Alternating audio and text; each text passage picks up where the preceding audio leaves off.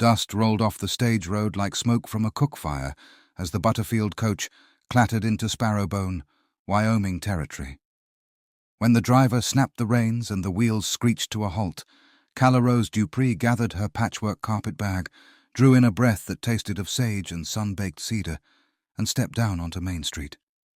At 23, Calla was as striking as she was self-possessed, a head of tight dark curls tucked beneath a travelling bonnet, copper-brown skin marbled with milky constellations of vitiligo that traced her cheeks, throat, and the backs of her hands like moonlit rivers. Back in New Orleans, people had whispered calico and piebald with the same unease they muttered about rising tides. Calla had learned to meet cruelty with a lifted chin. Still, she hoped Sparrowbone might be different. A lone telegraph pole groaned in the prairie wind. Beside it waited Amos Delaney, the rancher who had advertised for a bride in the Galveston Weekly. He was broad-shouldered, dust-worn, and exactly the age of the father Calla had lost to yellow fever. His gaze skimmed her cloak, lingered on the pale patches blooming across her collarbone, and cooled. Mr. Delaney?" she ventured. He swallowed.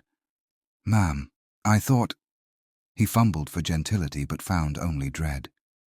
"You didn't mention—" A curt gesture toward her skin finished the sentence. "Reckon there's been a misunderstanding." He tugged his hat brim. "Stage heads back east tomorrow." The rejection landed harder than the glare of high noon. Calla felt the townsfolk's eyes cling to her like burrs. She studied the coach schedule nailed to the depot wall. The next eastbound seat cost more than her remaining coins. The painted sky stretched forever, yet she was cornered under it. 3 days passed. Calla found board in the back room of Miss Tildy's parlor, a salon that doubled as a tea-house when tempers, not tresses, needed taming. She read dime novels aloud to the laundress's deaf son for pennies, scrubbed floors by lamplight, and each dusk returned to the window, wondering if Sparrowbone's horizons had any mercy left to spare. It was during one of those sunsets that a pair of carriage lamps winked to a stop outside the parlor. Out stepped Josiah Sterling, the Sterling of Sterling and Gould, whose cattle branded half the territory. Rumor painted him imperious and flint-eyed. The truth arriving at Miss Tildy's threshold looked tired rather than stern, as though money had bought him everything except rest. "I'm to collect Miss Dupree," he said. Calla assumed he meant another woman entirely, yet Josiah's butler produced a folded note. "Heard you could use work. My household could use dignity. House wagon leaves at 6. Curiosity overpowered caution." Sparrowbone had shown her every kind of smallness.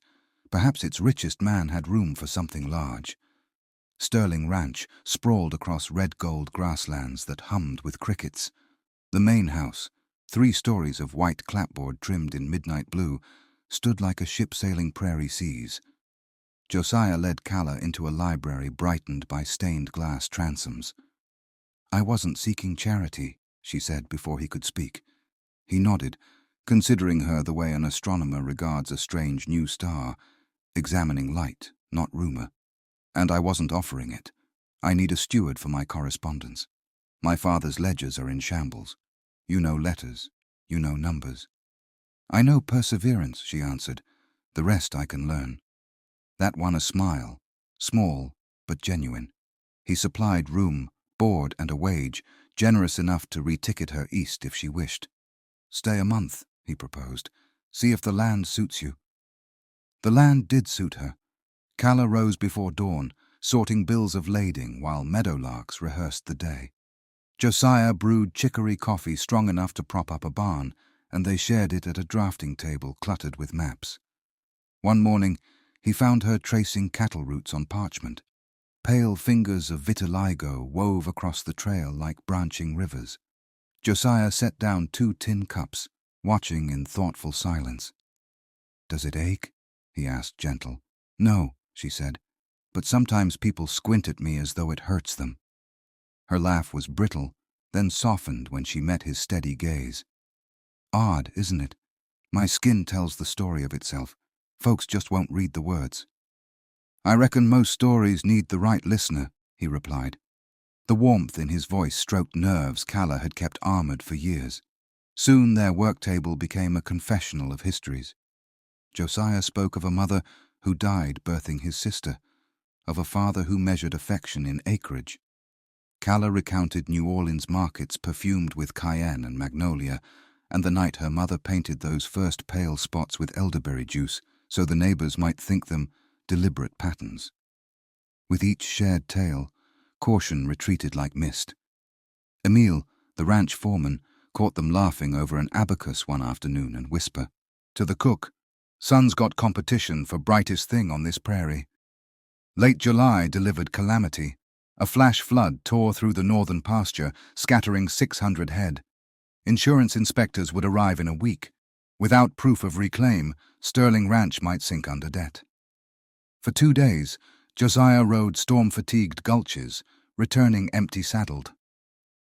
On the third dawn, Calla met him in the tack room, a rolled map in hand.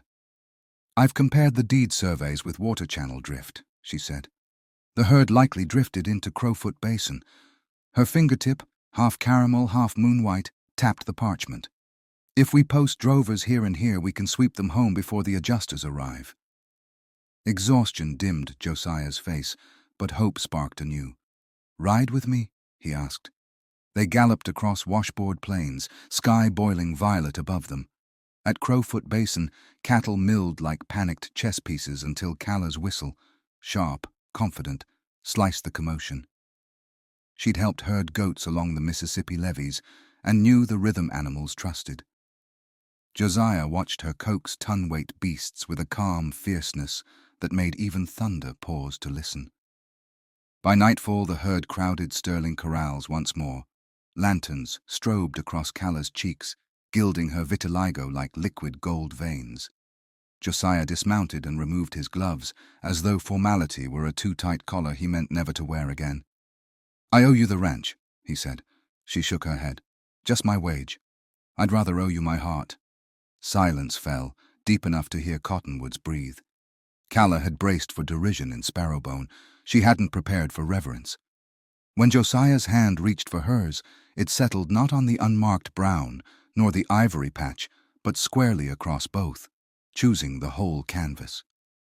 The town learned of their engagement when Josiah escorted Calla to Sunday social, her pale and brown fingers laced with his among the lemonade pitchers. Amos Delaney sputtered over his hymnal. Miss Tildy winked like a phosphor match. "That's sterling money," warned the banker's wife to her circle. "He could have picked any debutante west of St. Louis." "Looks like he picked a galaxy instead," replied the pastor's daughter, admiring the starry pattern on Calla's skin. And in that single remark, Sparrowbone's gossip shifted its orbit. Months later, Calla stood on the same depot platform where disappointment had first tripped her. This time she wore a dove-grey riding suit and a smile no storm could rinse away. The townsfolk sent her east with trunks of commission orders, ledgers for their shops, letters for far-flung kin, entrusting her with the algebra of their daily dreams. As the train whistle sang, Josiah lifted her onto the step. "Bring back news of the wider world," he said. "I'll bring it painted across my skin," she teased, drawing his palm to the patchwork map that was her body, and now his home. The locomotive pulled forward, trailing steam like a bridal veil. Calla Rose Dupree Sterling watched Sparrowbone diminish, certain that in all the stretched-out west there could never be another place so small that still found room for horizons the size of love. If you enjoy this story, please subscribe and like and share so this channel can grow.